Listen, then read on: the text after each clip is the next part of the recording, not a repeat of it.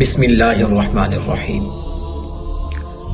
ایک ایسا کلمہ آپ کو بتلانے لگا ہوں، اگر اس کلمے کو آپ فجر کی نماز کے بعد پڑھ لیں 7 مرتبہ، تو اگر اللہ کے حکم سے قضا آ جاتی ہے، اجل آ جاتا ہے، موت آ جاتی ہے مغرب سے پہلے، تو سیدھا جنت کے اندر، عذاب قبر سے بھی محفوظ، جہنم کی آگ سے بھی محفوظ۔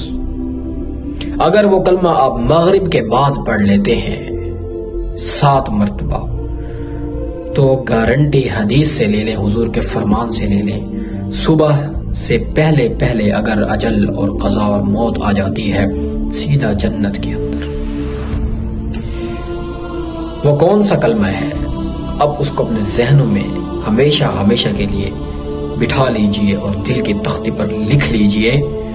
حضور اکرم صلی اللہ علیہ وسلم نے ارشاد فرمایا، ابو داؤد کی حدیث ہے 5089، کہ جو شخص فجر کے بعد یہ کلمہ 7 مرتبہ کہہ لیتا ہے، اللہم اجرنی من النار، اللہم اجرنی من النار، کہ اے اللہ مجھے آگ سے پناہ عطا کر، محفوظ کر، جہنم کی آگ سے بچا لے، 7 مرتبہ یہ کلمہ دہراتا ہے فجر کے بعد، مغرب سے پہلے موت آ جائے سیدھا جنت میں، مغرب کے بعد پڑھا ہے صبح سے پہلے اگر موت آ جائے سیدھا جنت میں۔